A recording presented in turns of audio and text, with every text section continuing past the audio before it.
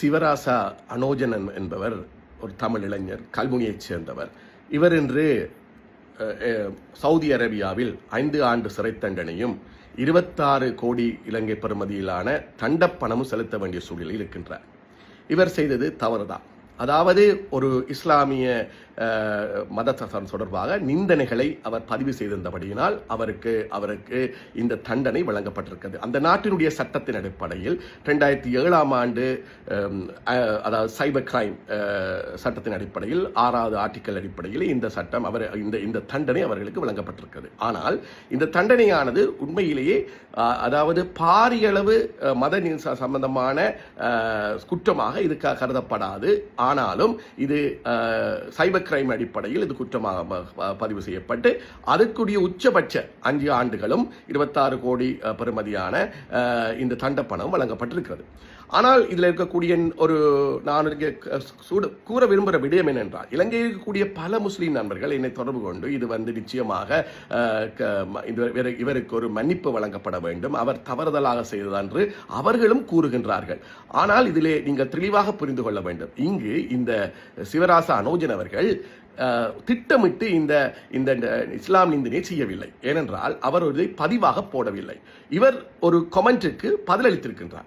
ஆகவே ஒரு திட்டமிட்டு இவ்வாறு செய்ய வேண்டும் என்று அவர் திட்டமிட்டு செய்யாத ஒரு தற்செயலாக செய்த ஒரு செயலாகத்தான் பார்க்கின்றேன். உடனடியாகவே அவர் 5 நிமிடத்திலேயே அதை டிலீட் செய்துவிட்டு அதுக்கு ஒரு காணொளி மூலம் மன்னிப்பும் கேட்டிருக்கிறார். ஆகவே அவர் தனது பிழையை இமீடியட்லி உணர்ந்தும் இருக்கிறார். ஆகவே ஒரு திட்டமிட்டு செய்யாத ஒரு விடயத்துக்கு இவ்வளவு ஒரு பாரியளவு அவருடைய குடும்பம் கூட இதனை கட்ட முடியுமோ, 26 கோடி ரூபாவை செலுத்த முடியுமா என்ற கேள்வி அங்கு காணப்படுகிறது.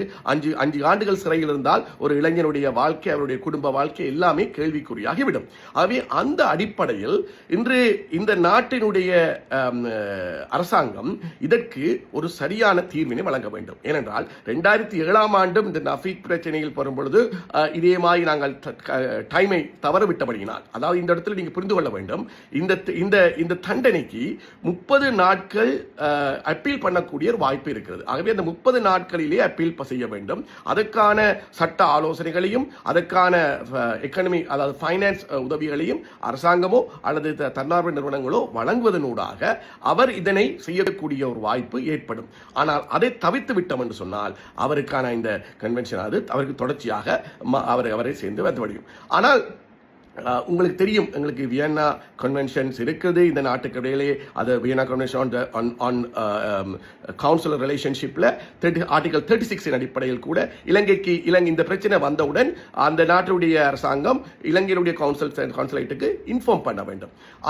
அதே போல எங்களுடைய அரசாங்கமும் உடனடியாக இதனை தொடர்பு கொண்டு இது ஒரு பாரிய திட்டமிட்ட ஒரு தவறாக இல்லாத காரணத்தினால் இது ஒரு ரோயல் பாடன் கூட கேட்டுக்கொள்ள முடியும். ஆகவே முதல்ல எங்களுக்கு 30 நாளுக்கான அப்பீல் பண்ணக்கூடிய வாய்ப்பு இருக்கிறது. அதே போல ரோயல் பாடனும் கேட்கக்கூடிய வாய்ப்பு இதில் இருக்கிறது. ஆகவே அரசாங்கம் இதுல 2007 ஆண்டு நஃபிக்கு செய்த மாதிரி காலம் தாழ்த்தி ஏதாவது ஒரு விடயத்தை செய்வதனூடாக அவருக்கான இந்த தண்டனை உறுதிப்படுத்தப்பட்டுவிடும். அதே போல 2015 ஆண்டு இவ்வாறு ஒரு மேடுக்கு ஏற்பட்ட பிரச்சனைகள், ஒரு வேலைக்கு சென்ற ஒருவருக்கு ஏற்பட்ட பிரச்சனைகளை அரசாங்கம் உடனடியாக தலையிட்டு அவற்றுக்கான அந்த ரோயல் பாடனை, அது கொலையில் ஈடுபட்ட ஒருவருக்கு இந்த மரணத்தை ஏற்படுத்தின ஒருவருக்கு அரசாங்கம் இந்த ரோயல் பாடனை பெற்றுக் கொடுத்தது. ஆகவே இந்த நபருக்கும் அவர் ஒரு தவறுதலாக செய்த இந்த செயற்பாட்டுக்கும் நிச்சயமாக அரசாங்கம் ஒரு சரியான ஒரு தீர்வினை இமிடியேட்லி வழங்க வேண்டும். இல்லை என்றால் ஒரு இளைஞனுடைய வாழ்க்கை அங்க கேள்விக்குறியாகிவிடும். அது மாத்திரமல்ல, இளைஞருடைய வாழ்க்கையை மாத்திரமல்ல, இங்கு ஒரு பெரிய விடயமும் மாற்றத்தில் ஏற்படும். ஏற்கனவே இந்த நாட்டில் ஒரு இனமுறுகள், மதமுறுகள் கொஞ்சம் கொஞ்சமாக தலைத்துக் கொண்டிருக்கிறது.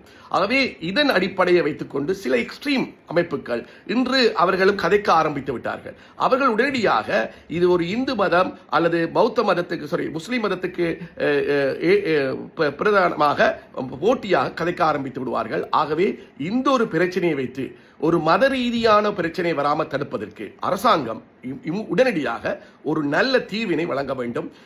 இது மட்டுமல்லாமல் இதில் இருக்கக்கூடிய இன்னொரு பிரச்சனை, எங்களுடைய நாட்டில் இருக்கக்கூடிய செல்கின்ற கிட்டத்தட்ட 2 லட்சம் மக்கள் அங்க வேலையாளியாக சவுதி அரேபியா சென்றிருக்கிறார்கள். 1 பில்லியனுக்கு அதிகமான மக்கள் வடகுலா முழுக்க வேலையாளர்களாக வேலை செய்கிறார்கள். ஆனால் இவர்களுக்கு எல்லாருக்குமே எங்கள் நாட்டினுடைய இந்த வெளிநாட்டு வேலைவாய்ப்பு சம்பந்தமான சட்டங்களிலும் அந்த அவர்களுக்கான சட்ட தேவைகளை பூர்த்தி செய்யக்கூடிய அமைப்புகளிலும் ஒரு பெரிய அளவு கேப் இருப்பதை பார்க்கக்கூடியதாக இருக்கிறது. ஆகவே இதனையும் அரசாங்கம் நிச்சயமாக உடனடியாக அந்த இனிவரும் காலங்களிலும் இவ்வாறு ஒரு பிரச்சனையை முகம் கொடுக்கிற ஒருவருக்கு சட்ட ரீதியான ஆலோசனைகளை வழங்கக்கூடிய அடிப்படையில் அவர்கள் ஒரு செயற்திட்டத்தினை உருவாக்க வேண்டும். ஆகவே இந்த 2 விடயத்தையும் அரசாங்கம் உடனடியாக செய்ய வேண்டும் என்று கேட்டுக்கொள்கிறேன். ஒரு விடயத்தை மறந்துவிட வேண்டாம்.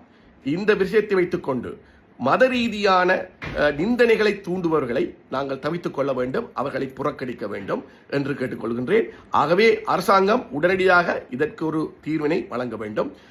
இந்த அனோஜன் அவர்கள் விடுவிக்கப்படக்கூடிய வாய்ப்பினை முஸ்லிம் மக்களும் சேர்ந்து அவர்களுக்காக செய்ய வேண்டும். அவங்களுடைய குரல் அதிகமாக இருந்தால் நிச்சயமாக சவுதி அரேபியாவிலிருந்து அவருக்கான ஒரு சிறப்பான விடயம் இருக்கும். ஆகவே இந்த நாட்டு முஸ்லிம் மக்களையும் அவருக்கு அவர் செய்தது தவறாக இருந்தாலும் அவர் தெரிந்தல்ல, அதாவது அவர் திட்டமிட்டு செய்யவில்லை என்பதை புரிந்து கொண்டு அவற்றுக்கு சார்பாக இருங்கள் என்று நான் கேட்டுக்கொள்கின்றேன்.